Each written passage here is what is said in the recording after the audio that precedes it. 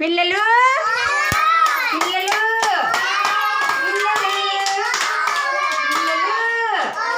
మరి ఈరోజు మనము మంచి కథ చెప్పుకుందామా? ఏం కథ అంటే తాబేలు తాబేలు కుందేలు. ఒకరోజు చూడండి, ఇక్కడ తాబేలు చూడండి, ఇది కుందేలు అన్నమాట. ఈ కుందేలు నెక్స్ట్ ఏంటి, ఇదిగో తాబేలు.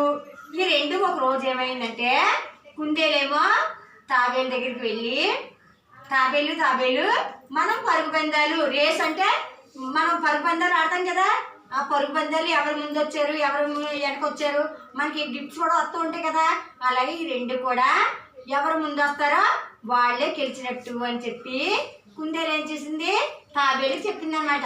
తాబేలు ఏమన్నది, అమ్మో నువ్వు చిన్నగా ఉన్నావు, గబగబా పరుగులేడేస్తావు, నేను తొందరగా పరుగులెట్టలేను, నేను నెమ్మదిగా నడుస్తాను, నేను నీతో పందెం కట్టను అన్నారు.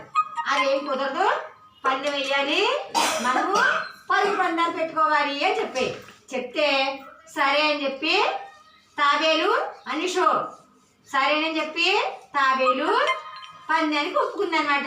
ఒప్పుకొని అప్పుడు ఏం చేసిందంటే, అలాగా రెండు కూడా స్టార్ట్ అయ్యి పరిగెడుతున్నాయి రోడ్డు మీద. ఎక్కడికి పరిగెడుతూ ఉంటే అప్పుడు కుందేలు ఏం చేసింది, గబా గబా గబా గబా పారిపోతుంది. పాపం తాబేలేమో నెమ్మదిగా నడుస్తుంది అనమాట. మరి తాబేలు ఏం నడవలేదు కదా, అయితే కుందేలు ఏం చేసింది, తాబేలు కనే ముందు పారిపోయి ఒక చెట్టు దగ్గర ఏం చేసింది, తాబేలు ఇంకా రాదు కదా, నేను ఈలోగాను ఒక చెట్టు కింద కూర్చుంది అనమాట. ముందు పరిగెట్టి వెళ్ళిపోయి ఒక చెట్టు కింద కూర్చుంది.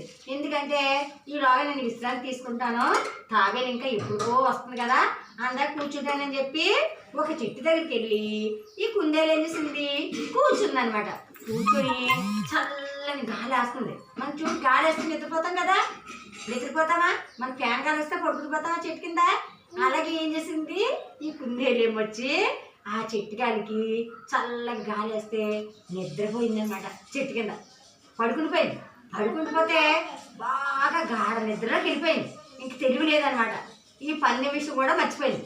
అప్పుడు ఏమైంది, తాబేలు నెమ్మదిగా వచ్చేసింది నెమ్మదిగా వచ్చేసి ఏం చేసింది, ఈ కుందేలు దాటుకొని వాళ్ళు పని వేసుకున్నారు కదా, పలానా చెట్టు దగ్గరికి వెళ్ళాలి, అక్కడ నుంచి మళ్ళీ మన రిటర్న్ ఇక్కడికి రావాలని పని వేసుకున్నారు కదా, వేసుకొని ఇంకో చెట్టుకి నిద్రపోయిందనమాట. అయితే అప్పుడు తాబేలు ఏం చేసింది, పాపం కుందేలు దాటుకొని, ఇంక చూడండి కుందేలు దాటుకొని తాబేలు వెళ్ళిపోయి అప్పుడు ఏం చేసింది, మళ్ళీ రిటర్న్ కూడా వచ్చేసింది. మళ్ళీ తిరిగి వచ్చేసింది. అదే కుందేలుకి తెలివి రాలేదనమాట.